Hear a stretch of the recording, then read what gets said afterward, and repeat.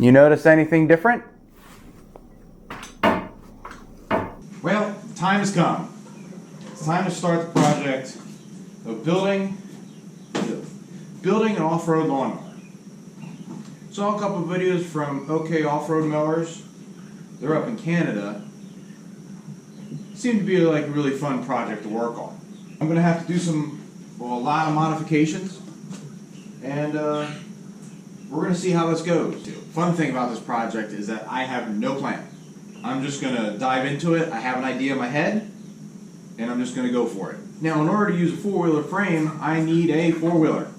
So we're going to hook up a trailer and go get one. Well, that's a new problem. It won't go up. So I either have a hole in the bag or a lime blue or something. You know what?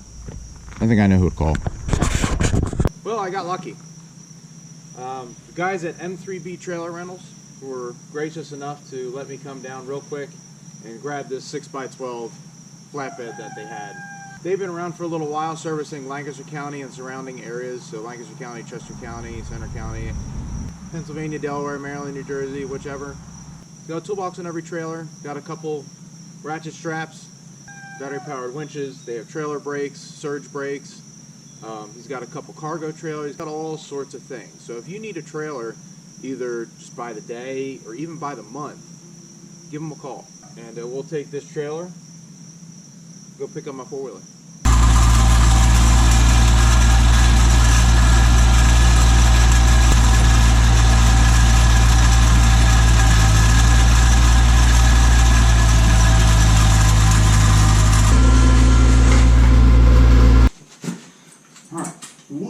So this is a Kawasaki Bayou frame.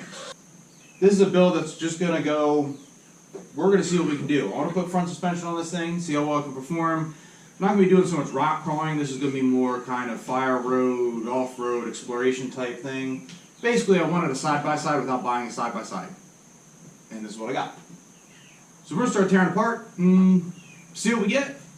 So upon tearing this thing apart, I needed to check and make sure everything was functional.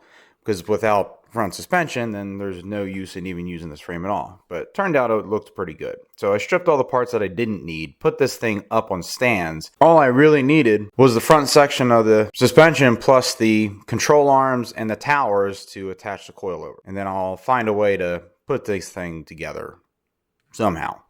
So I got all the front end stuff apart, got the hood off. I can now look underneath. You can see how thin this stuff is. Oh, it definitely needs to be reinforced. I'm going to find out the front end here from arm to arm is 24 inches. The front of this front axle from spindle to spindle here is 20 inches. So I'm getting 4 inches wider, which is a good thing because I didn't want to go skinnier. Alright, so in order to get this thing as close as I want it to, it's looking like I'm going to have to lop it off right here. I'm going to start here and see what we get, but I think I have to shorten the frame up too.